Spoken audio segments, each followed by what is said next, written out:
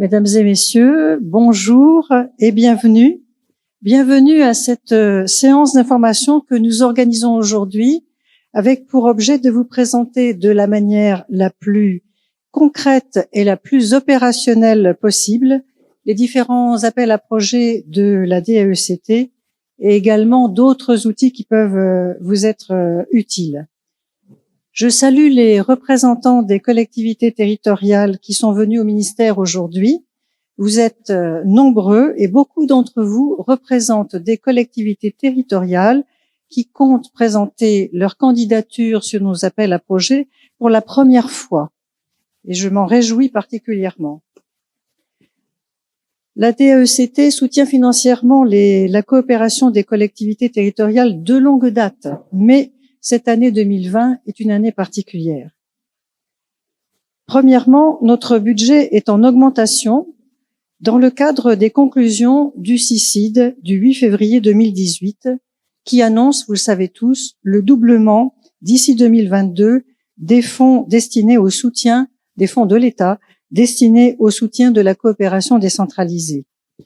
En conséquence de quoi, nous avons pu nous montrer, pour nos appels à projets 2020, plus généreux sur les taux de cofinancement. Ainsi, pour les 19 pays qui sont désignés prioritaires par le CICID, le cofinancement pourra aller jusqu'à 70% du montant du projet. Pour les autres pays qui sont éligibles à l'aide publique au développement, le cofinancement pourra aller jusqu'à 50% du projet. Et enfin, pour les pays qui sont non éligibles à l'aide publique au développement, le cofinancement peut aller jusqu'à 30%. Alors, cette nouvelle grille de taux, qui est simple et mécanique, puisqu'elle prend en compte juste le statut du pays dans lequel se trouve votre collectivité territoriale partenaire, cette nouvelle grille répond aussi à un objectif de simplification par rapport au système précédent. Et tout ce qui va dans le sens de la simplification, eh bien, je pense que c'est positif. Ça permet à plus de monde de participer à nos actions. Autre particularité pour 2020, bien sûr, nous savons qu'il y a les élections municipales au mois de mars. Et nous savons aussi que cela peut compliquer la procédure de dépôt de dossier qui est aussi prévue normalement au mois de mars. Donc, nous avons prévu spécialement pour les communes et pour les intercommunalités une deuxième chance de déposer un dossier au mois de juin. Ça varie un petit peu selon les appels à projets, mais pour l'appel à projet généraliste, c'est le 16 juin. Ensuite, en pensant notamment à ces communes et intercommunalités qui, cette année, vont commencer tard leurs actions de coopération, nous avons étendu la période couverte par les appels à projets à 2020 plus 2021. Donc, exceptionnellement, ça va être des appels à projets biannuels. Les projets devront donc être exécutés au plus tard le 31 décembre 2021. Alors, c'est pour moi une occasion de vous rappeler les obligations de redevabilité qui rendent l'évaluation des projets obligatoire. Cette évaluation se concrétise pour nous par le compte-rendu technique et financier que vous devrez nous remettre après la fin du projet, qui rend compte du déroulement du projet, de son impact et de l'emploi exact de l'argent que nous vous avons confié, puisque, bien sûr, c'est un argent qui vient de la poche du contribuable. Enfin, vous le savez, la France a approuvé et met en œuvre l'agenda 2030 des Nations Unies qui a été adopté en 2015. Celui-ci se décline en 17 objectifs du développement durable. Nous prenons peu à peu l'habitude de penser nos politiques publiques en référence à ces objectifs du développement durable et les collectivités territoriales font de même à leur niveau. Cela vaut pour les politiques publiques internes, mais cela vaut aussi, bien sûr, pour l'international. Et pour ces raisons, nous vous demandons, cette année, de remplir un tableau de correspondance entre vos projets de coopération et les objectifs du développement durable, avec une attention particulière pour l'objectif numéro 5 sur l'égalité entre les femmes et les hommes. Voilà donc les grands principes que je souhaitais vous présenter. Notre objectif, c'est de faciliter l'accès de toujours plus de collectivités territoriales à l'action internationale. Nous voulons élargir le cercle et nous espérons que cette séance d'information vous permettra d'entrer dans la famille des collectivités territoriales qui trouvent dans l'action internationale des outils pour réaliser leurs objectifs, non seulement à l'international, mais aussi avec un retour sur leur propre territoire et dans l'intérêt de leurs concitoyens. Merci de votre attention. Maintenant, nous allons présenter les appels à projets thématiques et bilatéraux. Alors, je passe la parole à Elina Desport-Malgui pour jeunesse, tout d'abord, puis Mexique. Bonjour à tous. Donc, je vais vous présenter l'appel à projet jeunesse 6. Alors, cet appel à projet, il a été lancé le 10 décembre. Il restera ouvert jusqu'au 23 mars 2020. Donc, cet appel à projet jeunesse 6, il a été créé dans le but d'associer la jeunesse au projet de coopération décentralisée de vos collectivités territoriales. Ils acquièrent ainsi des compétences et augmentent leur employabilité. Ils contribuent ainsi au dynamisme des projets de coopération de vos territoires. Donc pour cela, de nombreux acteurs existent pour vous accompagner dans le montage et le financement de vos projets. Le ministère des Affaires étrangères, bien sûr, mais également le ministère de l'Éducation nationale et de la jeunesse, le ministère de l'Agriculture et de l'Alimentation, l'Agence du service civique, l'Agence Erasmus+, France Volontaire et la Fondation Schneider Electric. Donc l'appel à projet jeunesse est votre moyen d'obtenir des fonds complémentaires de la part de tous ces acteurs. Les agences versent des indemnités aux jeunes via leur dispositif de mobilité, tandis que l'ADAECT peut financer des actions de coopération décentralisées qui sont mises en place par le jeune. À titre d'exemple, votre collectivité peut recruter un volontaire de solidarité internationale qui va vous appuyer dans la mise en œuvre d'un projet de coopération décentralisé. Et vous pouvez également recruter un service civique pour épauler ce volontaire de solidarité internationale. Et donc, ce service civique pourra animer cette coopération. À titre d'exemple, nous avons la ville d'Angers qui a recruté un volontaire de solidarité internationale pour mettre en place un projet de création de maisons de jeunes à Bamako. Donc, cet appel à projet, il s'articule autour de 3 volets que je vais vous détailler. Donc, ces volets ne sont pas compartimentés, à savoir que vous pouvez tout à fait insérer, votre projet peut s'insérer dans l'un des 3 volets comme dans les 3 volets à la fois. Donc, concernant le premier volet, jeunesse et volontariat, il s'agit de permettre aux jeunes de votre territoire d'effectuer une mission de volontariat dans la collectivité partenaire et ou d'accueillir un jeune volontaire de la collectivité partenaire sur votre territoire. Les missions, à savoir qu'elles doivent durer 3 mois minimum pour garantir l'acquisition aux jeunes en mobilité de nouvelles compétences. Il peut s'agir également de missions d'éducation à la citoyenneté mondiale ou de la promotion de dispositifs de volontariat auprès des jeunes et publics qu'ils rencontrent. À titre d'exemple, nous avons le Conseil régional de la Nouvelle-Aquitaine qui a développé une coopération sur le thème de la francophonie. Donc, cette coopération a permis la mobilité de formateurs vietnamiens. Donc, une dizaine de formateurs vietnamiens sont partis, ainsi que 8 jeunes Français en service civique. Le deuxième volet, l'éducation de base. Donc, ce volet est tout récent. Il a été lancé lors de l'appel à projet Jeunesse 5. Il permet de financer la mobilité à la fois des professionnels de l'éducation et de développer les échanges de jeunes scolarisés.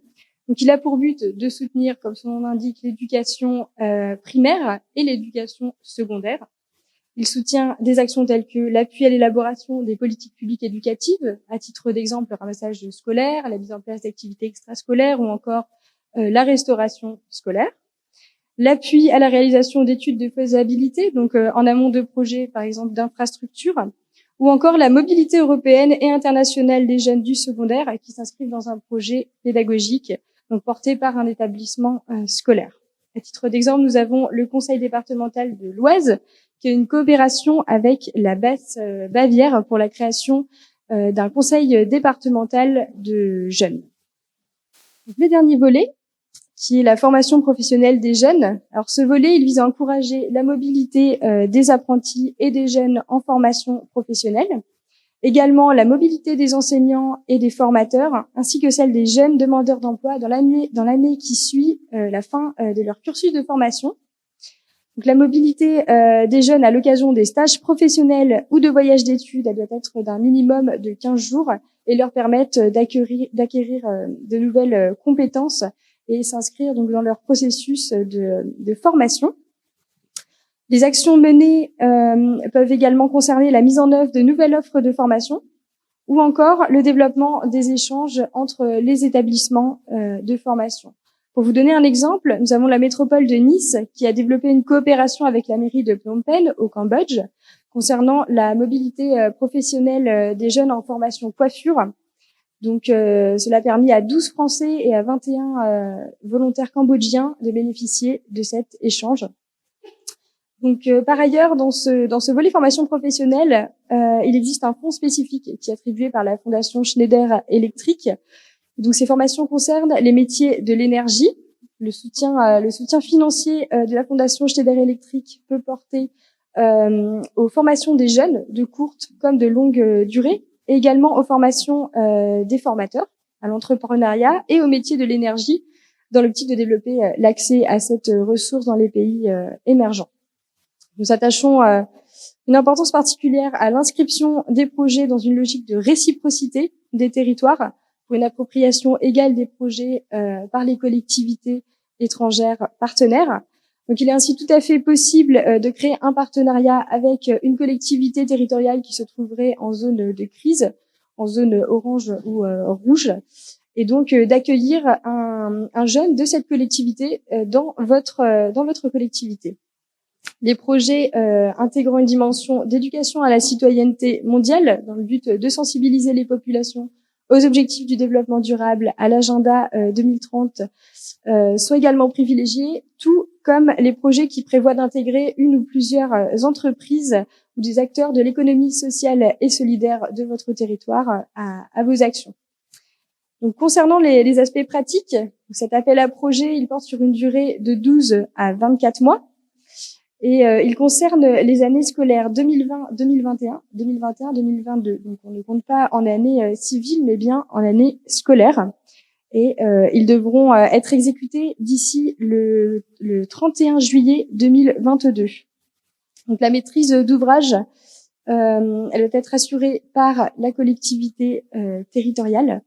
En revanche, la maîtrise d'œuvre peut être déléguée. Donc, vous pouvez déléguer cette maîtrise d'œuvre à une association ou encore à un établissement. Nous avons, à titre d'exemple, l'association Tétractis et l'association Couleurs du Monde qui ont été maîtres d'œuvre pour des projets de coopération décentralisée de leurs collectivités respectives. Donc, tous les pays sont éligibles, à l'exception des pays ou territoires qui bénéficient d'un dispositif conjoint du ministère des Affaires étrangères, à savoir le Liban, le Maroc, le Mexique, le Québec, le Sénégal, les territoires palestiniens et la Tunisie. En revanche, si le projet concerne plusieurs pays partenaires, dont un de ceux que je viens de mentionner, l'appel à projet Jeunesse 6 sera bien le bon vecteur. Voilà, donc je vais passer maintenant à l'appel à projet franco-mexicain. Donc cet appel à projet, c'est un appel à projet bilatéral. Il est cofinancé par la DAECT et par le ministère des Relations extérieures mexicain avec l'Agence mexicaine de coopération internationale et de développement. Donc c'est le 9e appel à projet. Il a été ouvert le 7 février et il reste ouvert jusqu'au 31 juillet 2020. Donc en 2018, nous avons eu 5 lauréats de cet appel à projet. Et l'objectif pour cette année, ce serait d'atteindre les 8 à 9 lauréats. Donc le projet doit s'inscrire dans le cadre des 4 priorités conjointes des 2 pays. La première étant le développement économique local et régional, l'innovation et l'attractivité des territoires. Donc les projets qui proposeront des actions novatrices et durables pour promouvoir l'innovation et le développement des territoires seront privilégiés. Les actions menées devront s'appuyer sur des acteurs locaux et favoriser les synergies entre ces acteurs en créant, à titre d'exemple, des clusters ou des pôles de compétitivité, en particulier dans les secteurs de l'énergie, de l'agronomie, de l'aéronautique, de l'automobile et des technologies de l'information. La seconde thématique porte sur l'inclusion et la cohésion sociale. Donc cet appel à projet encourage les actions en faveur des personnes migrantes notamment, c'est-à-dire favoriser l'accès à l'emploi ou encore l'éducation. Des projets qui favoriseront l'égalité femmes-hommes, l'accès à l'emploi des femmes, l'accès aux soins de proximité, au logement social, la régénération des quartiers dégradés et le renforcement de l'économie sociale et solidaire seront également examinés en priorité. Concernant la troisième thématique, donc il s'agit du renforcement des capacités des autorités locales, notamment en matière de planification et de gestion intermunicipale des services publics. Donc il s'agit notamment de renforcer les capacités de maîtrise d'ouvrage des collectivités territoriales mexicaines, en particulier dans le domaine de l'eau et de l'assainissement, de la gestion des déchets, de la gestion des espaces verts et la promotion du tourisme. La quatrième et dernière thématique, donc elle est centrée sur le développement rural et urbain, l'environnement et la lutte contre le changement climatique. Donc une attention particulière sera donnée en particulier aux projets en faveur du développement des transports publics à faible émission, l'efficacité énergétique des logements et le développement de l'agriculture durable. Le projet devra s'inscrire dans le cadre des objectifs du développement durable, la réciprocité au bénéfice des populations et des collectivités ainsi que l'égalité femmes-hommes seront également des éléments à prendre en compte, tout comme l'intégration de la jeunesse dans la mise en œuvre et l'élaboration du projet. Donc, concernant les aspects pratiques, la durée des projets sera de 12 mois. L'appel à projet étant bilatéral, donc comme je vous l'ai dit tout à l'heure, il est cofinancé à la fois par la DAECT et par l'Agence mexicaine de coopération et de développement. Donc, concernant l'apport du ministère des Affaires étrangères, le projet ne pourra être, l'apport ne pourra être supérieur à 30% du financement total du projet, et il sera destiné à la collectivité territoriale française. L'apport de la collectivité territoriale française en ressources humaines et matérielles pour inclure une valorisation dans la limite de 50%. La partie mexicaine, donc l'agence mexicaine pour la coopération internationale et le développement et les collectivités territoriales mexicaines pourront apporter un maximum un soutien de 50% du financement total du projet. L'apport maximal conjoint du ministère des Affaires étrangères et de l'agence mexicaine de coopération internationale et de développement pour chacun des projets ne pourra pas dépasser les 30 000 euros. Et les projets devront être rédigés conjointement en français et en espagnol et bien sûr co-signés par les collectivités territoriales partenaires françaises et mexicaines. La priorité sera donnée aux projets portés par plusieurs collectivités territoriales et principalement vers les projets orientés vers le sud du Mexique. Les résultats vous seront communiqués au plus tard le 17 septembre 2020.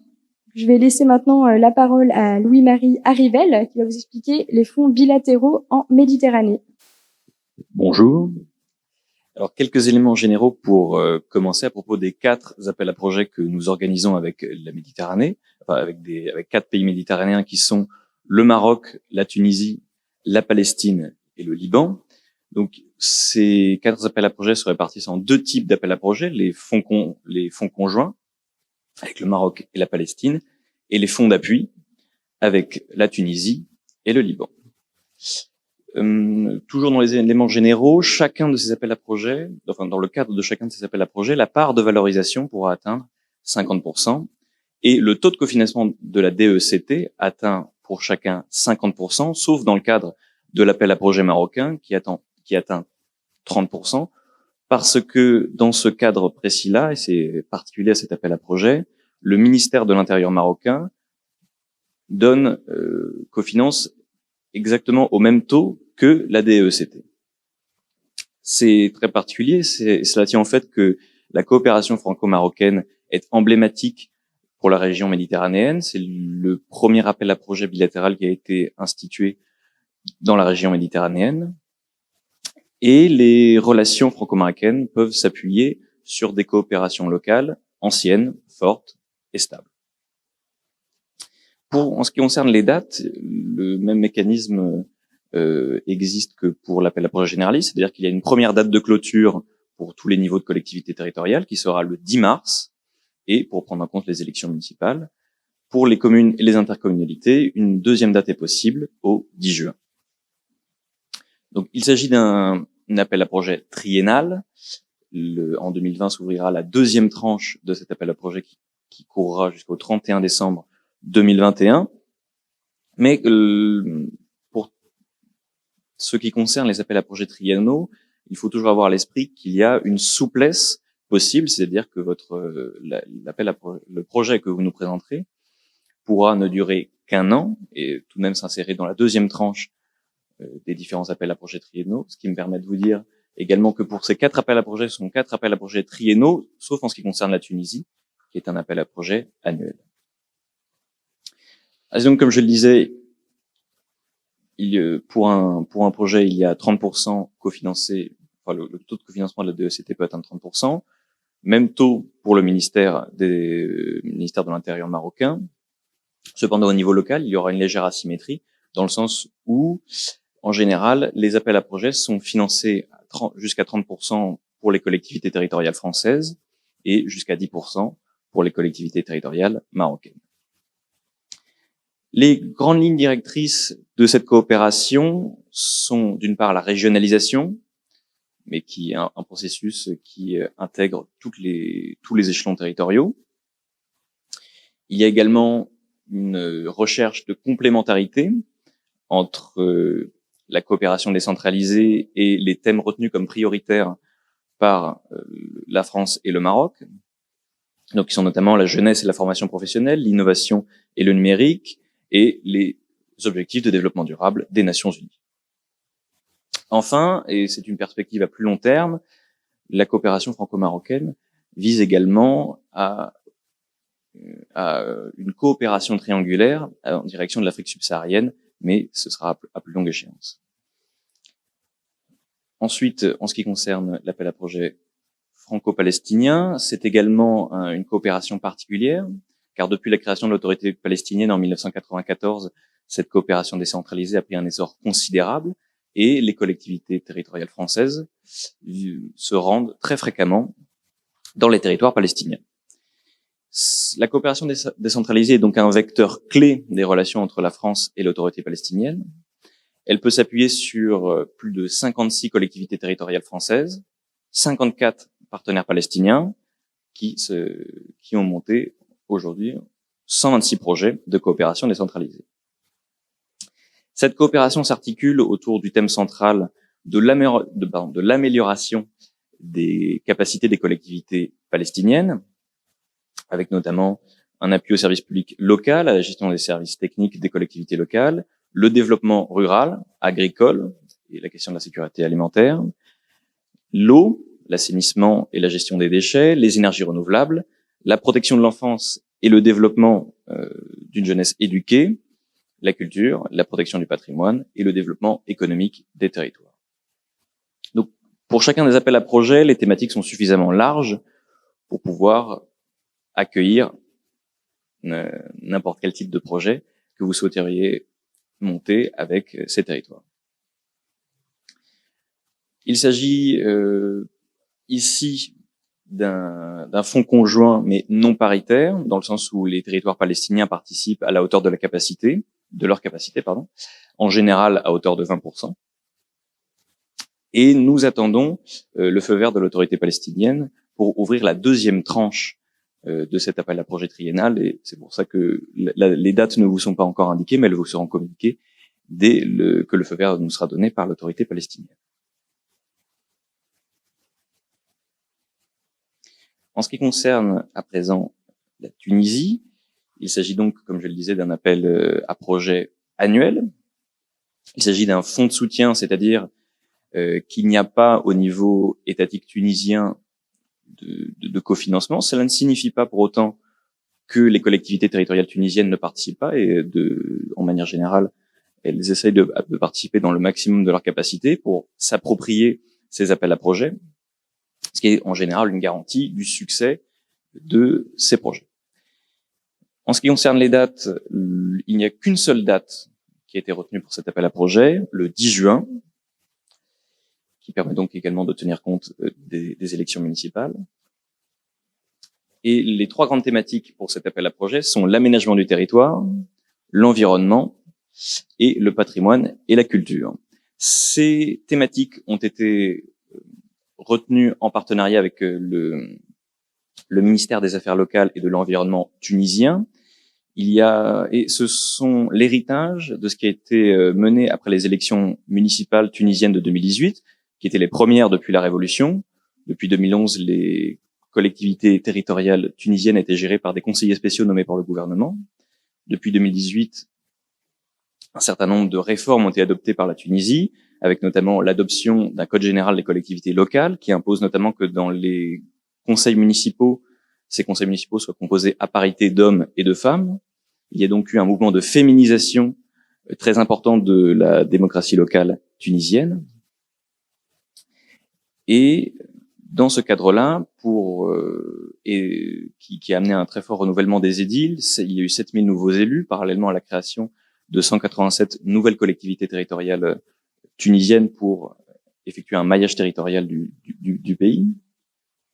La France, le gouvernement français, les collectivités territoriales françaises mobilisées, le CNFPT et la Fédération nationale des villes tunisiennes ont mené les Lab Baladia, qui sont en fait des laboratoires municipaux, c'est-à-dire qui se sont organisés en 7 ateliers thématiques pour former les nouveaux édiles tunisiens. Et c'est de ce partenariat qu'est né les thèmes que je viens de vous citer. C'est donc, à l'instar de tous les appels à projets dans le cadre méditerranéen, des projets qui visent à améliorer les capacités des collectivités locales.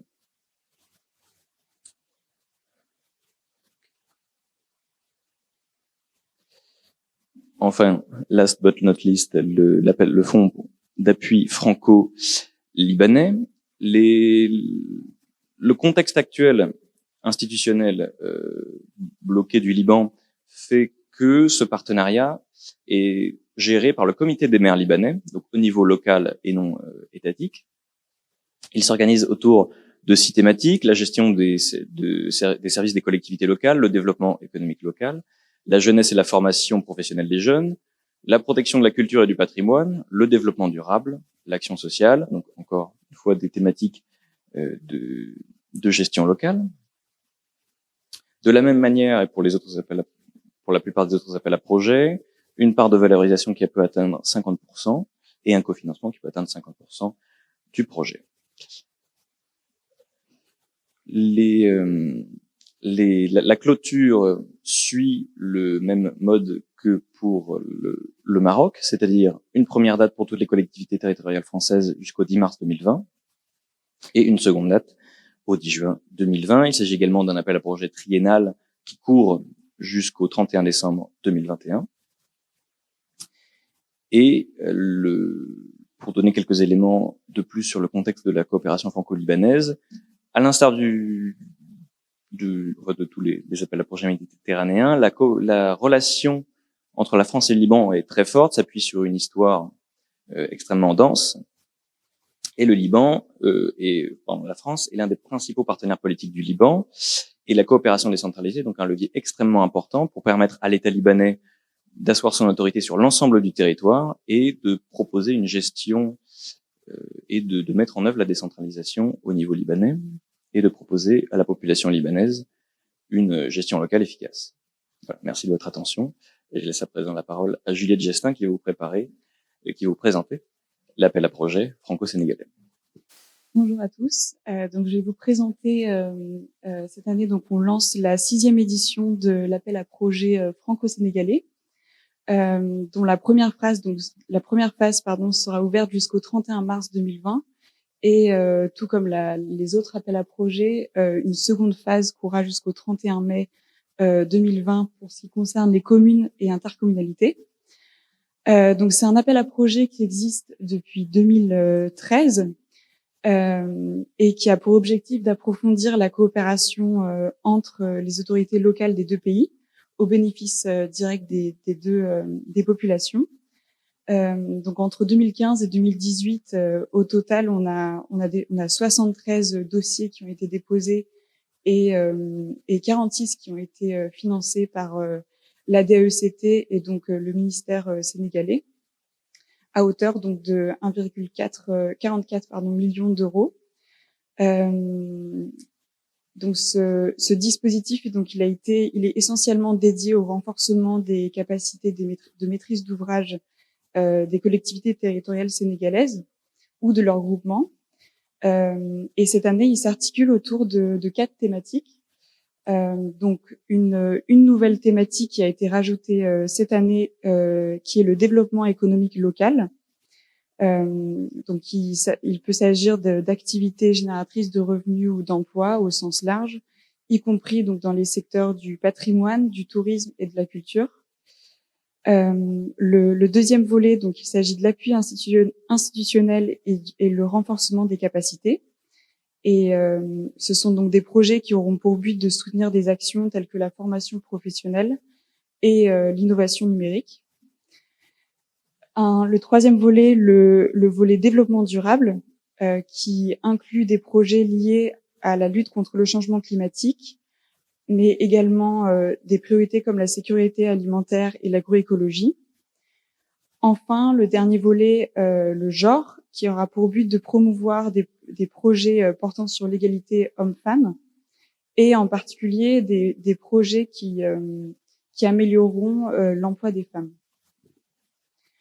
Donc, tout comme les autres appels à projets, nous attachons une importance particulière à l'inscription de ces projets dans une logique de réciprocité entre les deux territoires pour une appropriation égale par les partenaires et dans un souci aussi d'équilibre entre les territoires partenaires.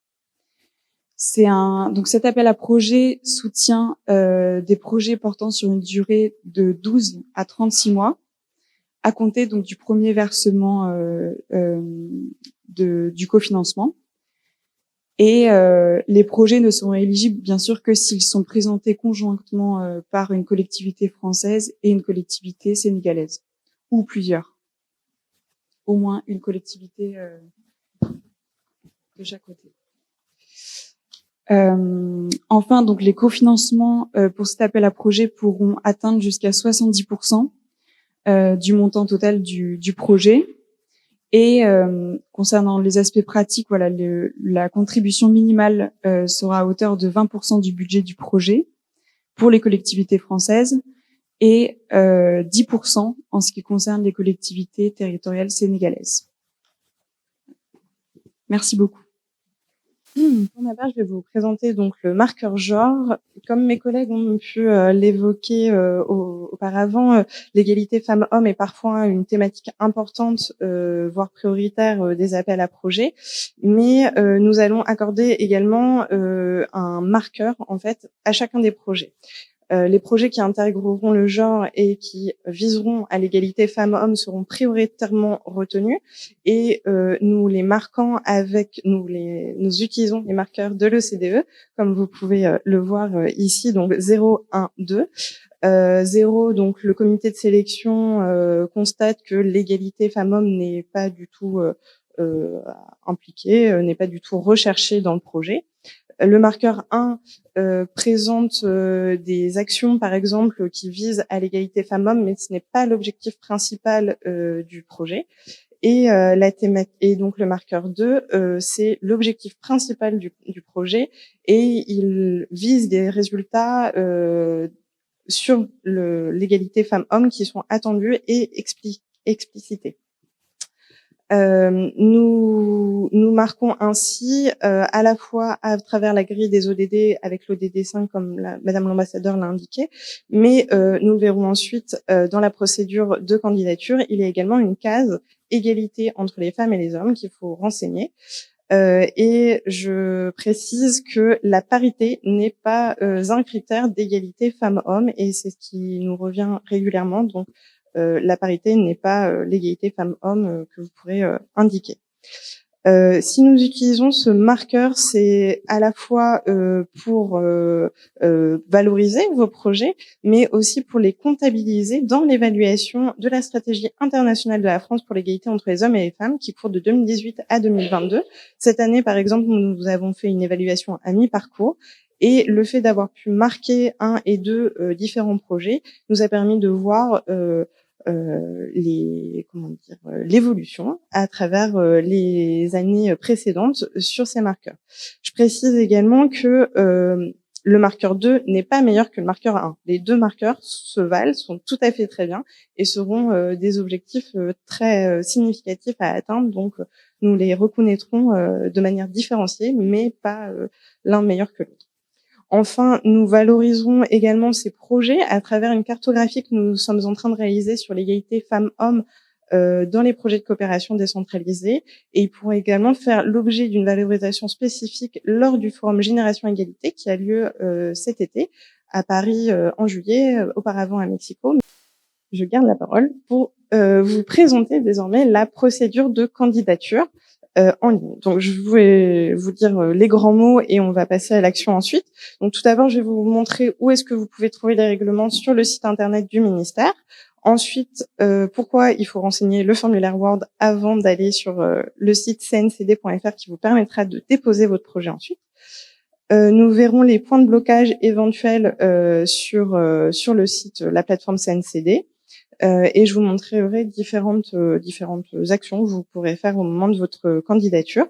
Et enfin, je vous le montrerai également, mais je le précise, une fois que vous avez fini de remplir sur la plateforme votre candidature, il faudra signer le formulaire, faire signer le formulaire par les exécutifs à la fois de votre collectivité en France, mais aussi de votre partenaire, pour qu'on soit sûr que tout le monde est bien d'accord. Et ensuite, vous pourrez valider le dépôt de candidature. Donc, nous allons commencer par voir sur le site donc France Diplomatie, le site du ministère des Affaires étrangères. Ça, c'est la page d'accueil. Vous allez dans l'onglet Politique étrangère, Action extérieure des collectivités territoriales. Là, vous arrivez sur une autre page. Et sur la droite, vous voyez Appel à projets et fonds en soutien à la coopération décentralisée. Donc là, nous avons le calendrier et sur la droite, vous allez retrouver les différents appels à projets en cours ou à venir. On va, pour cet exercice, s'intéresser principalement à l'appel à projet biennal 2020-2021, mais la procédure est la même pour les autres, sauf pour l'appel à projet clé en main qui dépend d'une procédure différente. Donc là, vous allez retrouver le règlement sur cette page.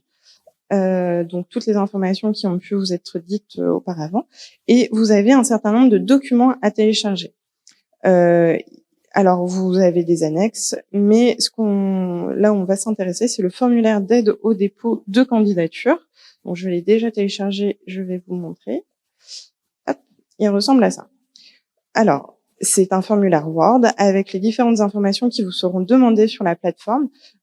Si on vous propose de remplir en fait ce formulaire Word, c'est parce que la plateforme déconnecte automatiquement au bout de quelques minutes. En général, c'est 20 minutes. Et pour éviter que vous perdiez tout votre projet, nous vous invitons à d'abord renseigner ce formulaire Word, puis à reporter les informations sur le site. Donc, on va avoir le formulaire et ensuite la plateforme. Tout d'abord, il y a les informations générales, donc sur votre collectivité et sur votre collectivité partenaire. Vous devez ensuite présenter votre projet. Donc, vous allez pouvoir présenter votre projet avec un intitulé de projet, les thématiques, vous aurez un menu déroulant. Parmi les annexes qui sont sur le site, il y a notamment une annexe pour correspondance des thématiques, car cette année, nous avons mis en avant les priorités du ministère, mais notre plateforme ne les a pas forcément intégrées dans les thématiques. Donc, on vous a proposé une annexe pour vous aider à trouver les thématiques correspondant aux priorités du ministère. Là, vous pourrez les renseigner. Encore tous les contacts. Les autres organismes partenaires, si par exemple il y a des associations, des entreprises qui sont également partenaires de votre projet. Vous devrez préciser la répartition des rôles et ce sera ensuite à retrouver dans la partie budgétaire. Ensuite, vous pourrez décrire votre projet. Il y a un certain nombre de caractères limitant votre rédaction. Le résumé de votre projet, le contexte, l'historique de votre partenariat, les innovations, ainsi que les bénéficiaires du projet ici et là-bas. Donc, ça revient à ce que mes collègues ont pu vous dire sur la réciprocité à laquelle nous attachons une grande importance. Donc ensuite, vous avez à nouveau les objectifs du projet, les résultats sur les territoires de votre partenaire et sur votre territoire. Donc je passe rapidement là-dessus, vous les retrouverez. Donc là ici, on retrouve des cases spécifiques que je vous disais, l'égalité femmes-hommes qu'il faudra renseigner et ne pas parler de parité, s'il vous plaît. Et ensuite, vous pourrez également indiquer la participation des entreprises locales qui est aussi un sujet qui est déterminant pour nous pour voir si vous faites de la mutualisation sur votre territoire avec les acteurs de votre territoire.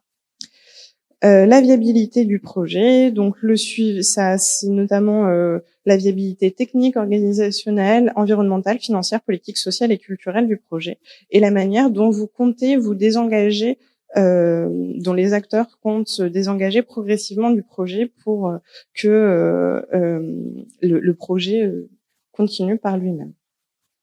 La communication que vous envisagez. Et puis ensuite, nous arrivons dans une partie 5 où vous devrez détailler les actions.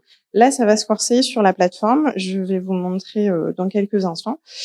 Ici, vous indiquerez les actions. Donc, si vous avez différentes actions, vous les détaillez avec des lignes budgétaires. On ira voir sur le site à quoi ça ressemble. Mais donc ici, vous allez marquer les dépenses par acteur, par ce que vous allez engager, ce que vos partenaires vont engager et ce que vous attendez aussi du ministère des Affaires étrangères. C'est ici qu'il faudra indiquer à quoi servira le cofinancement du ministère via une ligne budgétaire dans chacune des actions ou dans une seule action. Mais j'y reviendrai plus précisément sur le site parce que ça peut être un point de blocage pour la suite. On le verra ensemble. Donc ensuite, nous continuons sur les descriptifs du projet que vous pourrez retrouver et les descriptifs par action. Donc le déroulement de l'action, les bénéficiaires, les résultats et les questions évaluatives que vous allez vous poser pour le suivi, évaluation notamment de votre projet. Donc comme vous pouvez le voir dans le document Word, on essaye de vous mettre le plus de tableaux possible qui vous permettront ensuite de remettre ces informations ensuite sur la plateforme. Et vous avez à nouveau les dépenses prévues par action qu'il vous faudra renseigner. Et comme on l'indique bien dans le rouge, je sais pas si ça se voit bien, vous devez indiquer la part de cofinancement demandée au MAE ici, donc comme je vous disais, par la ligne budgétaire. Et c'est là que ça se corse, c'est que donc dans la partie 5, vous allez définir les actions, vous allez indiquer les dépenses, mais la partie 6 parle aussi du budget. En fait, la partie 6 va montrer à la fois quel type de financement innovant vous allez peut-être utiliser, notamment les 1% eau, énergie et déchets, et vous allez ensuite indiquer vos dépenses et les dépenses de votre partenaire. Donc là, vous voyez, ce sont les dépenses côté française et puis ensuite les dépenses côté étrangère. Ensuite, la plateforme va vous proposer en partie 6.4 un tableau qui aura à la fois enregistré les dépenses que vous aurez indiquées dans la partie 5 qui seront entrées directement. Donc si vous voulez les modifier, il faudra retourner en partie 5. Et vous aurez un tableau que vous pourrez modifier dans la partie 6.4 qui est le tableau des coûts fixes. Et donc ici, vous pourrez à nouveau ajouter des demandes de cofinancement ainsi que des dépenses sur les coûts de suivi, les coûts de communication, les frais administratifs, les coûts divers et imprévus. Par exemple, ça peut être les coûts de traduction, les coûts de visa. Vous pouvez les renseigner ici. Donc, je vais vous montrer à nouveau sur la plateforme, mais vous aurez donc un premier tableau que vous ne pourrez pas toucher et un deuxième tableau que vous pourrez modifier. Si vous voulez modifier le premier tableau, vous repartez en arrière dans la partie 5. Ensuite, enfin, vous avez la partie calendrier qui vous permettra de présenter un peu le calendrier de votre projet, et une partie 8, documentation du projet, qui vous permettra d'ajouter des annexes. C'est ici qu'on attendra notamment le formulaire qui aura été signé par vos exécutifs, mais aussi la nouveauté de cette année, la grille des ODD, qui donc est téléchargeable sur la page du règlement, et que vous pouvez renseigner en cochant en fait des petits boutons. C'est très interactif. Donc maintenant que je vous ai montré le formulaire, je vais vous montrer ce que ça donne sur la plateforme en ligne en me plaçant à votre place. Donc la plateforme, quand on se connecte, ça ressemble à ça. Alors soit vous avez déjà un compte et vous allez aller dans connexion. Vous allez rentrer vos identifiants et mots de passe et connexion. Si vous n'en avez pas, vous allez créer votre compte. Donc, moi, je vais me connecter comme si j'étais une collectivité. Donc, une fois que vous êtes connecté, vous arrivez sur cette page d'accueil. Vous allez aller dans Mes projets, Appels à projets, liste des appels à projets en cours. Ici, vous allez retrouver donc les appels à projets en cours sont tous ceux qui ont un petit plus à côté. Le petit plus vous permet de déposer un projet. La petite planète vous permet d'aller voir le règlement, donc d'accéder à la page internet que je vous montrais auparavant. Et la petite étoile, c'est la petite loupe, excusez-moi, ça vous permettra de retrouver un projet que vous auriez commencé mais que vous avez arrêté en cours. Ça n'est pas la peine de recréer un nouveau projet, vous pouvez aller le retrouver dans la loupe. Donc comme nous restons sur le biennal, nous allons faire le petit plus. Et donc là, nous retrouvons chacune des étapes que je vous ai présentées dans le formulaire Word et vous allez renseigner donc chacune de ces étapes. Je reviens pas sur les premières parce qu'elles sont assez simples. C'est les informations contacts et le descriptif du projet. Mais donc les points de blocage, c'est la partie 5. Donc ici, vous devez appuyer sur le petit plus pour créer une action. Donc là, vous intitulez action 1, action 2, action 3 avec l'intitulé de votre action, date de début, date de fin, résumé, déroulement de l'action, les questions évaluatives et les dépenses prévues. Donc là, à nouveau, il faudra cliquer sur le petit plus. Et ici, vous allez... Bon, alors là, on voit que ma collectivité, le conseil départemental de la Somme et le ministère de l'Europe et des Affaires étrangères. Mais si vous avez renseigné différents partenaires, votre partenaire étranger, vous allez les retrouver dans ce menu déroulant. Donc, vous sélectionnez qui finance quoi. Donc, par exemple, moi, conseil départemental de la Somme, je vais financer une action, par exemple, la location d'une salle pour un atelier. Je vais dire qu'il n'y en a qu'une. Donc, c'est la quantité, le nombre de personnes. Mission et déplacement. Donc, par exemple, c'est faire venir donc une mission. Et puis ensuite, je vais indiquer ici le montant numéraire, le montant de valorisation en 2020 et 2021, vu que c'est un appel à projet biennal. Donc, c'est ici que vous pourrez renseigner ces informations.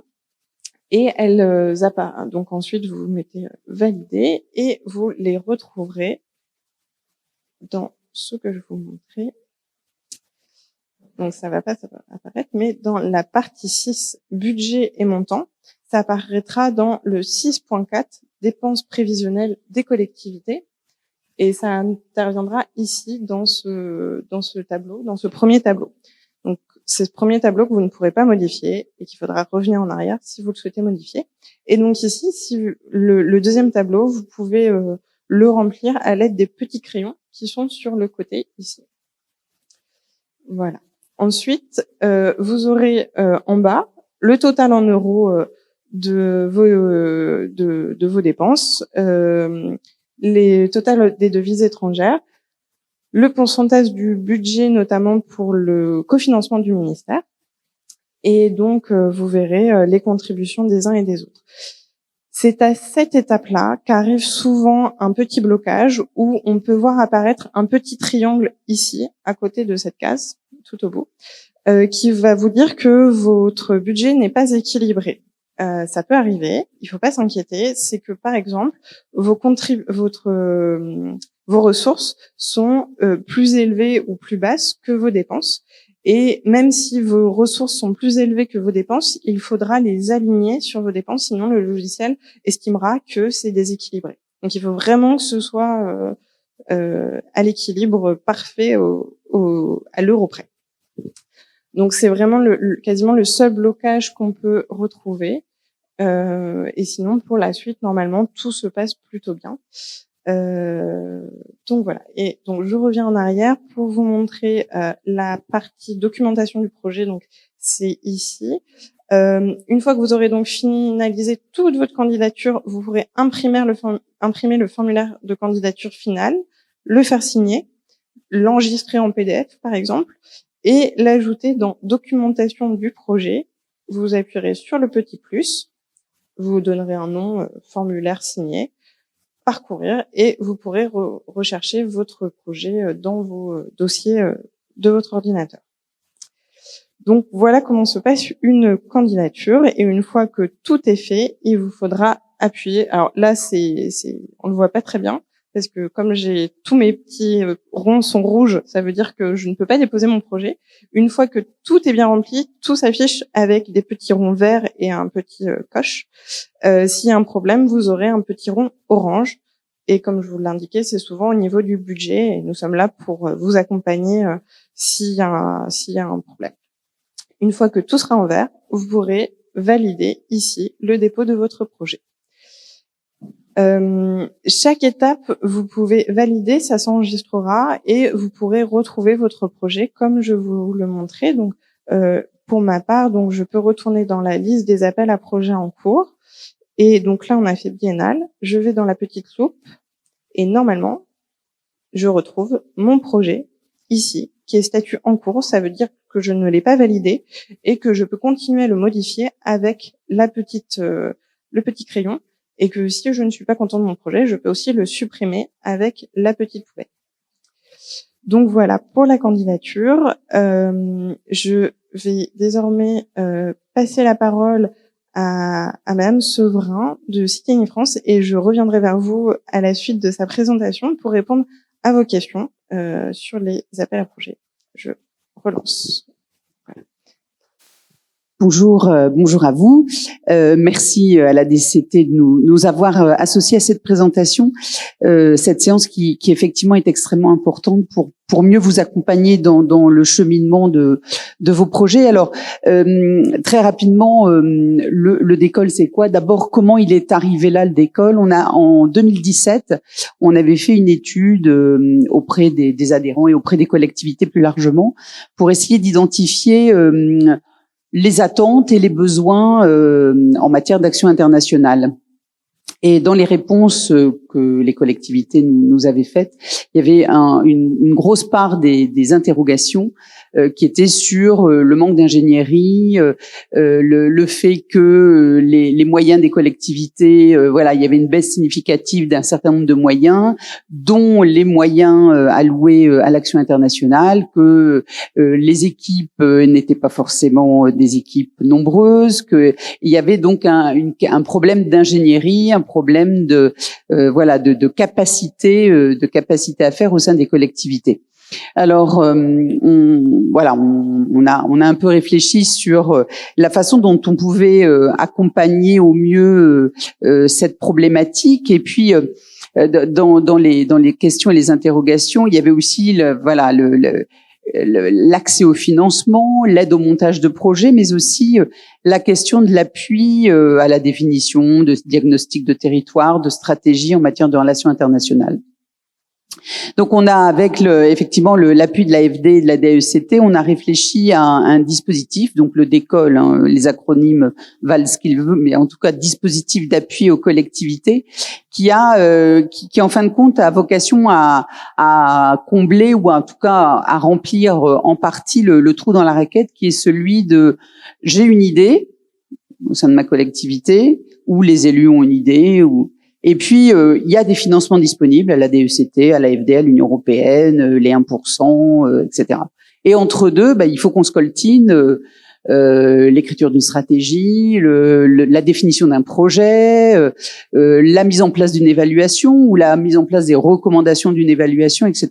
Et voilà, on est parfois, on sait pas faire, on est confronté à des difficultés, on n'est pas assez nombreux, etc. Donc le dispositif d'école, il vise à pouvoir vous accompagner sur ces aspects-là. Comment? En mettant, alors je sais pas si je suis exactement le diaporama, mais en tout cas en vous accompagnant sur ces 3 points qui sont l'aide à la définition d'une stratégie en matière de relations internationales, et vous verrez avec la diapo suivante que aujourd'hui, si on fait un pourcentage des accompagnements qui sont faits, il y a une bonne part qui est sur la définition d'une stratégie internationale, ce qui au final est totalement cohérent puisque c'est la base. Théoriquement, voilà la base avant de mener des projets, avant de s'engager dans des évaluations. Pourquoi on mène une stratégie internationale, à partir de quel diagnostic de territoire, avec quels acteurs, quelle finalité, de la solidarité, de l'attractivité, du rayonnement, un mixte, et quelle force en présence, quels atouts, quel handicap aussi. Donc, élaborer une stratégie en matière de relations internationales, monter des projets. Vous venez d'avoir une explication très complète sur les appels à projets de la DAECT.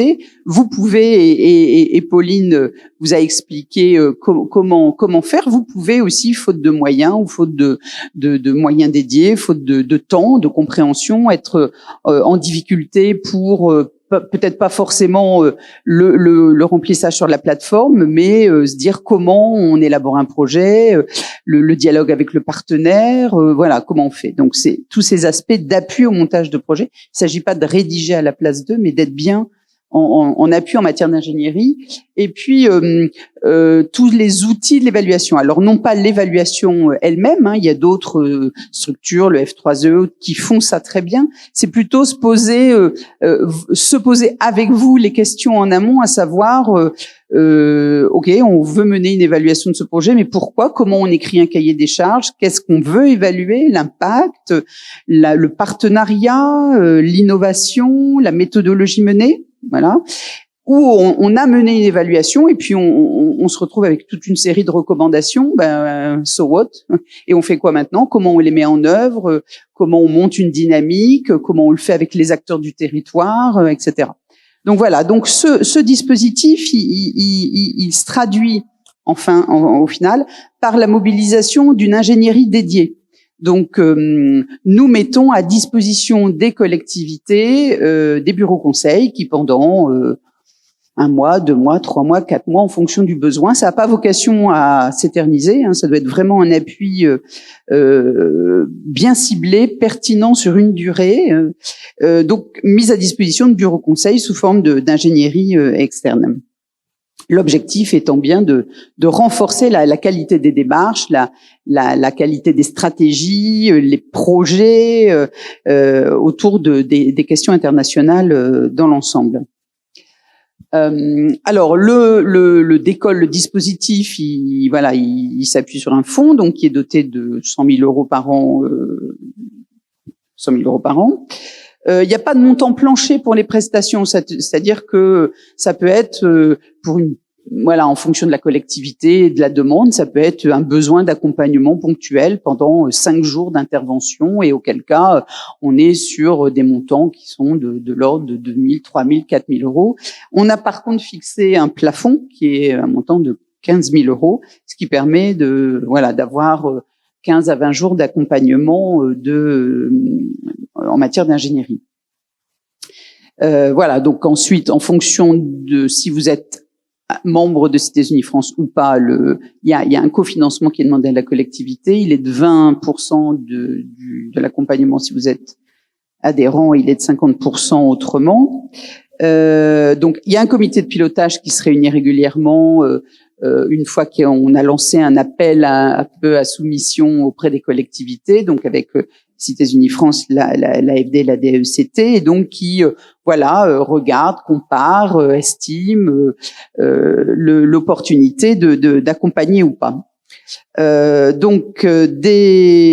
a aujourd'hui 3 bureaux conseils qui travaillent. On a notamment suite au dernier appel à soumission, beaucoup de collectivités, dont certaines sont parmi vous, qui ont sollicité un appui. Et donc on se dit qu'il faut qu'on développe à la fois en interne, à force d'accompagner et de suivre les bureaux d'études. Il y a bien évidemment aussi toute une compétence qui se développe en interne, mais il y a aussi un besoin de renforcer cette ingénierie. Et au jour d'aujourd'hui, donc tous les niveaux de collectivité ont été accompagnés. 7 villes, petites, moyennes et grandes, 5 métropoles, 4 départements, un conseil régional, une communauté d'agglomération. Donc on a un peu tous les cas de figure. Juste en termes d'évolution du dispositif, c'est un bébé. Il a lancé en 2018, donc on en est au 4e appel à soumission. On se rend compte que dans un certain nombre de cas, la demande qui arrive, la demande d'aide, au final, quand on commence à travailler sur l'aide proprement dit, était ou mal formulée ou pas bien ciblée, ou alors elle était formulée par des élus uniquement, sans qu'il y ait une large concertation avec les techniciens, ou inversement, elle était déposée par des techniciens sans que les élus soient complètement impliqués. Et dans tous ces cas de figure, où elle était trop vague dans la forme, enfin trop vague. Elle était sur des aspects qui au final n'étaient pas la véritable le questionnement au sein de la collectivité. Et donc on se dit que en termes d'évolution, il y a peut-être plusieurs niveaux de d'école à imaginer. Un premier stade qui pour un certain nombre de collectivités peut être aussi un accompagnement à la redéfinition des attentes du besoin précisément, vérifier que élus, techniciens sont bien en phase. Pour nous, une des conditions aussi de réussite d'un accompagnement, c'est qu'il y ait ce bon échange entre élus et techniciens et qu'il y ait effectivement des techniciens en capacité de. On se rend compte dans un certain nombre d'appuis que l'on mène que à un moment ça se renvoie un peu la patate chaude, notamment sur des projets à monter eau et assainissement. Est-ce que ça va être le service international qui va suivre? Est-ce que ça va être le service technique eau et assainissement? Ça n'a pas été bien défini en amont du projet ou au démarrage ou quand le projet a été sollicité. Du coup, ça reste un flou, et quand il y a un flou, il y a un loup. Vous connaissez la formule.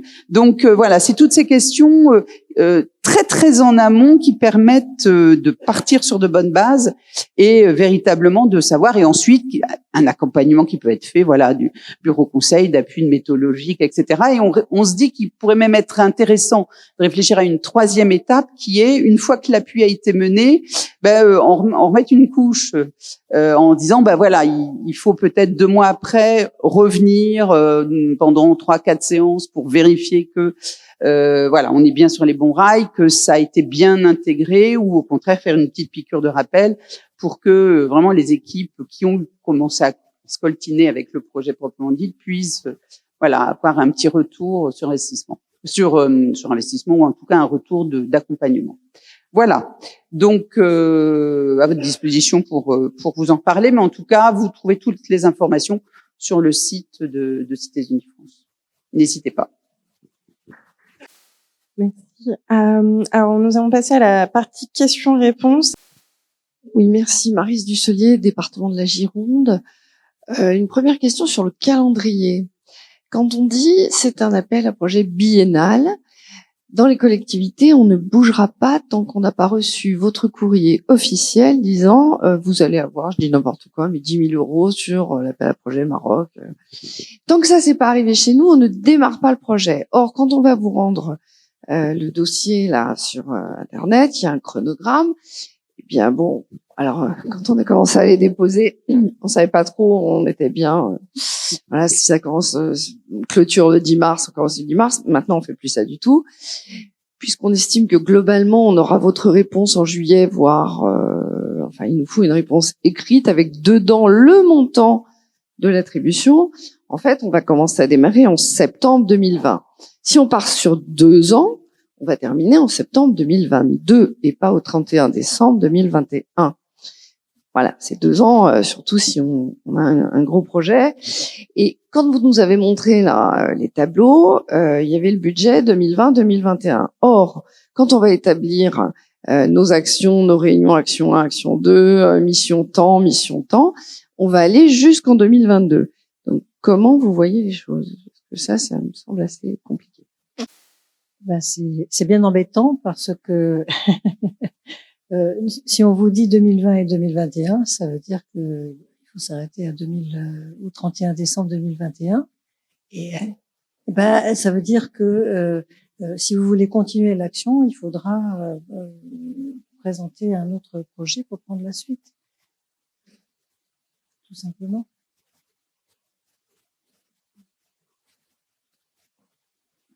Bonjour, j'ai une question liée au financement. Vous avez présenté plusieurs taux de financement de 30%, de 50%. Ça représente le financement accordé pour le partenaire français ou pour le projet au total. Comment c'est le calcul? Alors, les taux de cofinancement du ministère sont sur l'ensemble du projet. C'est sur le budget total du projet.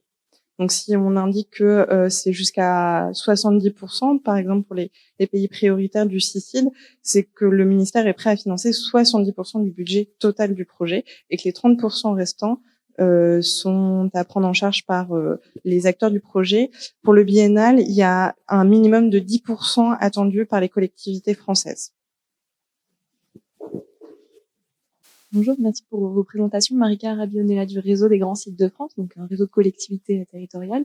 Je me porte parole de quelques collectivités en particulier qui me posent régulièrement des questions, notamment sur la partie très technique en fait du dépôt de dossier. Et même en amont de ça, j'ai une question très basique et assez naïve à vrai dire sur un cas très concret d'une structure qui souhaiterait monter un projet de coopération entre un musée porté par une collectivité et son partenaire, je pense en Afrique de l'Ouest notamment, est un musée mais porté par l'État. Est-ce que le projet est possible ou pas? Non, d'accord. Merci beaucoup pour votre question. Alors en effet, nous finançons uniquement les collectivités territoriales qui s'inscrivent dans un partenariat de coopération décentralisée.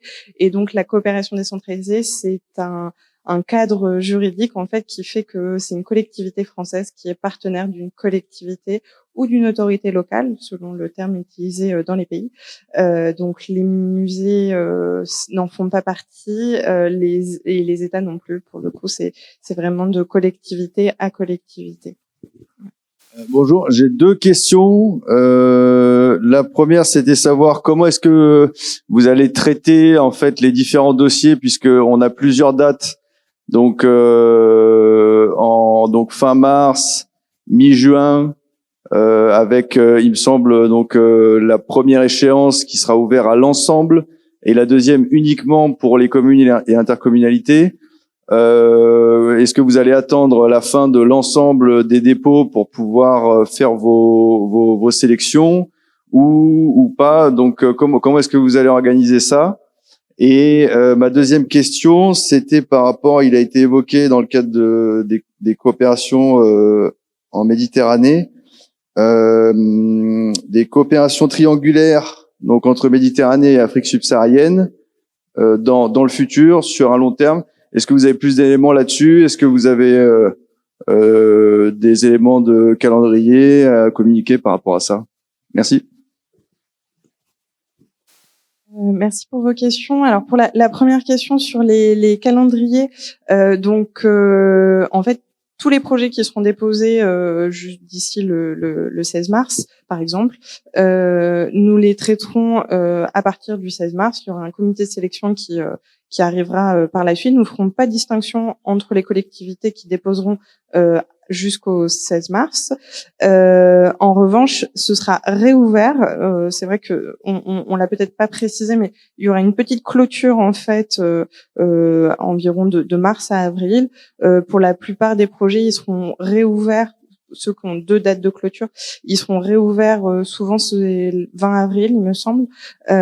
Et donc là, uniquement pour les communes et les intercommunalités du fait du calendrier électoral. Et donc, il y aura un comité de sélection à la suite de la deuxième date en fait de clôture. Et donc, il y aura plusieurs comités de sélection. À la suite de ces comités de sélection, il y aura des courriers de notification qui seront envoyés aux collectivités. C'est simplement que c'est doublé, mais il n'y a pas de différence par rapport à d'habitude. Voilà. Alors, pour le moment, on n'a pas arrêté de date de comité de sélection parce qu'il y a beaucoup de partenaires en fait qui siègent à nos comités. Donc, pour le moment, on n'a pas de date de comité de sélection que je peux vous indiquer, mais habituellement, c'est dans les 2-3 semaines qui suivent environ la clôture. Et donc, parfois, on peut demander, à l'issue de ce comité de sélection, on peut demander davantage d'informations aux collectivités. Donc, parfois, ça peut retarder la notification. Mais souvent, c'est à la suite que c'est envoyé. Alors, il y a la notification qui est en ligne. C'est peut-être une étape qu'on n'a pas beaucoup précisée, que j'ai pas précisé notamment auparavant, mais en gros, une fois qu'il y a la notification, elle est mise en ligne sur la plateforme, sur votre projet. Vous pouvez la consulter. Par contre, ensuite, il y a tout plein d'étapes qui échappe quelque part à la DECT, c'est qu'en fait, vous avez à passer une convention avec les préfectures en fait de région, et c'est auprès d'elles que vous pourrez récupérer l'argent. Nous déléguons l'argent aux préfectures de région, aux SGAR. Donc après, c'est à vous de passer convention. Eux, vous aurez de toute façon la notification qui vous permettra d'aller les voir. Et concernant donc la question sur le franco-marocain et le triangulaire. Oui, bon, c'est une orientation qu'on a retenue avec dans nos discussions avec le ministère marocain de l'Intérieur. Donc, d'ores et déjà, si vous voulez, si vous avez envie de déposer dans le cadre de cet appel à projet un projet qui entre vous, votre partenaire marocaine et un État tiers qui serait, enfin plutôt une collectivité territoriale d'un État tiers qui serait quelque part en Afrique subsaharienne, vous êtes les bienvenus. Bon, comme on n'a pas, je dirais, beaucoup creusé la question, on n'en a pas beaucoup parlé avec les collectivités territoriales françaises, notamment probablement dans une première étape les propositions vont être assez modestes, mais vous savez qu'on a avec le Maroc régulièrement des séminaires de travail, des ateliers auxquels participent les collectivités territoriales françaises et marocaines et les partenariats existants. Donc, je pense que c'est quelque chose qu'on va creuser et qui va se développer au cours des prochaines années. Est-ce que vous songez à une réunion d'information, enfin, peut-être plus question-réponse, de formation en tout cas, sur la comptabilité de nos partenaires, comment fonctionnent les finances, que ce soit au Maroc ou au Sénégal, puisqu'on a toutes les difficultés du monde à faire avancer nos dossiers avec nos partenaires collectivités territoriales, à faire payer les factures. Enfin, c'est quelque chose de souvent très compliqué. Et puis c'est vrai qu'à la limite, on ne sait pas comment fonctionne leur comptabilité. Et c'est vrai que ça pose question sur le dépôt de projets suivants, voire de coopération, parce que s'ils n'arrivent pas à payer leurs factures sur le dossier d'avant, voire d'avant, voilà. Est-ce que la DAECT envisage ça et de nous soutenir peut-être davantage par rapport aux ambassades, bien sûr, et quand il y a des personnels techniques mis à disposition dans certains ministères étrangers, à pousser un peu pour qu'on ait des réponses, pour que les factures soient payées. Parce que si on parle de suivi, coût de suivi, évaluation, c'est vrai que c'est toujours difficile pour nous d'envisager autre chose si on coince sur les dossiers précédents. Et là, c'est vrai que ce serait intéressant, je pense, pour les collectivités territoriales françaises, d'avoir une vraie formation avec qu'est-ce qui se passe. Alors moi, je parle Maroc, Sénégal. Je sais pas pour mes collègues des autres ayant des partenaires ailleurs, mais je sais que sur ces 2 pays, c'est très très compliqué. Écoutez, on essaye de vous soutenir quand vous avez des cas concrets à faire remonter sur des difficultés que vous rencontrez. On en parle avec nos ambassades, on en parle aussi avec nos partenaires des pays en question. Et au bout du compte, tout ça doit ou non avoir un impact ou pas, je ne sais pas, sur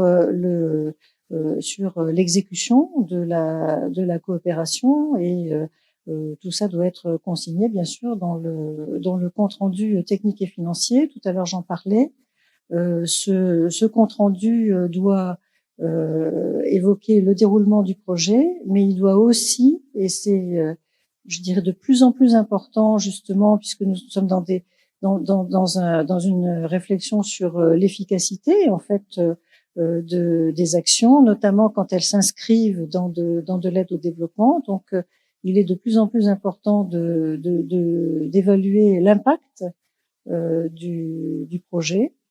Voilà, donc encore une fois, premièrement, vous inscrivez tout ça dans le compte rendu technique et financier, et deuxièmement, si vous avez un problème particulier, vous nous le signalez pour qu'on essaye de le résoudre avec les différents partenaires impliqués. Merci. Michael Roux de la région Grand Est.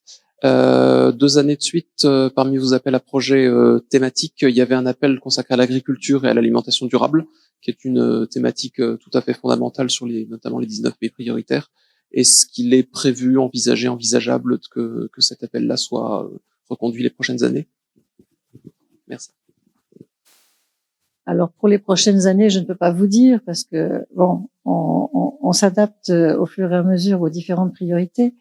Nous l'avons fait effectivement pendant 2 ans. Cette année, nous avons choisi de ne pas le retenir, d'une part parce que je pense, c'est vraiment une opinion personnelle, que nous devons viser la simplification au maximum, éviter de multiplier les points d'entrée pour aussi vous faciliter les choses et faciliter les choix. Et d'autre part, parce que si vous lisez bien les règlements des appels à projets, les différents, qu'il s'agisse du généraliste ou qu'il s'agisse des bilatéraux, vous avez la possibilité de présenter des projets sur ces thèmes de l'agriculture, de l'agroécologie, de l'agriculture durable, nourrir les villes, etc. Aussi dans celui qu'on a eu l'année dernière sur les villes durables en Afrique. Bon, la nourriture comment alimenter la ville, c'est aussi une thématique. Donc, vous pouvez très bien, vous êtes encouragés à présenter des projets concernant l'agriculture sur nos différents appels à projets. Nous avons voulu, en 2018 et 2019, mettre un coup de projecteur sur ce sujet-là. Et je pense que le message, il est très bien passé maintenant. Et donc, peut-être, il n'y a plus besoin d'avoir un outil spécifique. En revanche, puisqu'on parle de coup de projecteur, on n'a pas parlé de nos intentions pour les années 2021 et autres. Il y aura notamment un appel à projet triennal sur les années 2021, 2022 et 2023 sur le thème du sport, puisque nous approcherons à ce moment-là des Jeux Olympiques de Paris 2024. Donc, nous aurons un appel à projet dédié. Mais si vous avez envie dès cette année de présenter un projet sur le sport, faites-le dans le cadre des appels à projets qui sont ouverts. C'est aussi possible. Estelle Tolmer de Cherbourg. Je voulais poser une question qui est pas directement liée aux appels à projets, mais qui nous pose souci pour déposer de dossiers dans le cadre des appels à projets. C'est les contraintes budgétaires liées au pacte de Cahors. Et j'ai entendu qu'il y avait la possibilité de peut-être pouvoir sortir ces dépenses de l'assiette éligible. Donc, je voulais savoir s'il y avait des éléments de calendrier là-dessus. Et puis peut-être lié à cette question, je ne sais pas si j'ai bien compris, mais j'ai cru qu'on pouvait déléguer une partie de la maîtrise d'ouvrage ou une partie à des associations extérieures paramunicipal, on pourrait peut-être dire, est-ce que ça peut peut-être être une solution? Enfin voilà, je sais dans quelle mesure on peut déléguer notre action de coopération décentralisée. Voilà. Bon, alors c'est un sujet effectivement qui vous a tous beaucoup préoccupés et la solution a été annoncée par notre ministre dans le cadre de la dernière réunion, la dernière session plénière de la Commission nationale de la coopération décentralisée le 30 janvier dernier. Et donc il a annoncé que il y aura une circulaire du Premier ministre qui sortira à peu près au même moment que la nouvelle loi sur le développement solidaire et la lutte contre les inégalités mondiales. Et cette circulaire prévoit donc que la part des dépenses d'action internationale qui proviennent de subventions de l'État ou des opérateurs, l'AFD est aussi concernée, l'Union européenne est aussi concernée, ne comptera pas dans l'augmentation limitée à 1,2% des dépenses de fonctionnement. Voilà. L'autre question, c'est sur la délégation de maîtrise d'œuvre aux associations. Vous pouvez avoir des associations partenaires de votre projet qui mettront en œuvre votre projet auprès de votre partenaire étranger. Néanmoins, nous restons très attachés au fait que ce sont les collectivités territoriales qui déposent les projets et qui sont maîtres d'ouvrage en fait des projets, mais la maîtrise d'œuvre peut tout à fait être déléguée à des associations ou à d'autres types d'organismes qui peuvent mettre en œuvre le projet. Mais nous veillons vraiment à ce que la coopération décentralisée existe. Et puis, si vous lisez le règlement de l'appel à projet généraliste, vous verrez aussi que concernant les pays pour lesquels nous sommes prêts à prendre en charge jusqu'à 70% du montant total du projet, c'est-à-dire les 19 pays prioritaires du CICID, là nous avons pensé que ce geste devait avoir une contrepartie.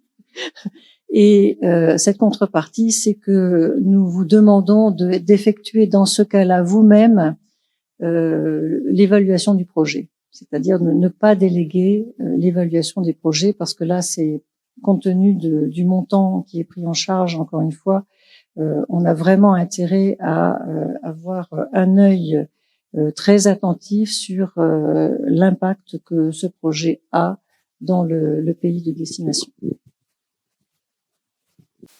Jérémy Gallet pour Électriciens sans frontières. Nous, on est typiquement une association qui fait de la maîtrise d'œuvre ou de l'assistance à maîtrise d'ouvrage pour des projets de coopération décentralisée. J'avais une question sur la valorisation. C'est une question qui nous est souvent posée. C'est par rapport au taux de cofinancement, quelles sont les possibilités pour la valorisation, soit issue de la collectivité, soit issue d'éventuellement l'association avec laquelle elle est partenaire. Merci. Alors justement, la question de la valorisation est très souvent posée. Dans le cadre du biennal de cette année, nous avons indiqué que c'était, ça pouvait aller jusqu'à 50% de la contribution totale de la collectivité, donc de ses dépenses, que ça pouvait aller jusqu'à 50% de la valorisation. En revanche, nous n'avons pas de précision quant aux associations qui font partie du projet. Nous sommes vraiment plus sur la question de la valorisation des collectivités territoriales françaises, mais pas des associations qui sont partenaires du projet. Bonjour, Lucille Vallès de Initiative Développement qui œuvre aussi auprès des collectivités justement en tant que maître d'ouvrage. J'avais une question spécifique concernant l'appel à projet clé en main. Vous n'en avez pas donné d'éléments ici, mais je voulais notamment savoir lorsque vous parlez d'association ou de GIP, qu'est-ce que vous entendez comme association précisément? Merci. Alors, pour tout vous dire, on n'a pas évoqué cet appel à projet parce qu'il se termine ce soir Donc, ça nous paraissait un petit peu court pour en parler aujourd'hui. Ce qu'on comprend en fait dans les associations de collectivités territoriales, c'est dès lors qu'il y a des collectivités territoriales membres de ces associations. On pense notamment à Cité Unie France, à l'Association des départements de France, à l'AMF, mais aussi les RRMA que vous connaissez sans doute, les réseaux régionaux multi-acteurs. Donc en tout cas les associations de collectivités territoriales quand il y a des collectivités qui en sont membres. Merci. Bonjour, ville de Chambéry, David Naderin. Une question juste sur le délai par rapport à l'appel à projet du Liban, parce que vous avez dit que pour les communes, donc ce qui est notre cas puisqu'on aura des élections municipales à venir, on pouvait avoir une prolongation jusqu'en juin, et on travaille notamment, enfin on dépose le dossier avec la région Auvergne-Rhône-Alpes qui du coup région, et donc c'est savoir est-ce que du coup c'est l'ensemble, enfin les deux du coup sont bien concernés et peuvent déposer jusqu'en juin, parce que dans notre cas c'est plutôt la région Auvergne-Rhône-Alpes qui est chef de file et Chambéry qui est associé. Donc voilà, je préférais repartir en ayant la vision claire. Oui. La question c'est de savoir qui est le chef de file. Bon, si c'est la région, désolé, mais bon, il va falloir passer par ce qu'on a. Ouais. La règle est la règle, hein, voilà. Donc c'est dépôt en mars. Si le chef de file c'est une ou plusieurs communes ou intercommunalités, ça arrive, qui sont soutenues par leur région, à ce moment-là, c'est la commune ou l'intercommunalité qui dépose et ce sera en juin. Voilà. Merci en tout cas pour vos questions. Sachez que la DECT et toute l'équipe est à votre disposition pour répondre à vos questions si vous en avez au cours du montage de votre projet.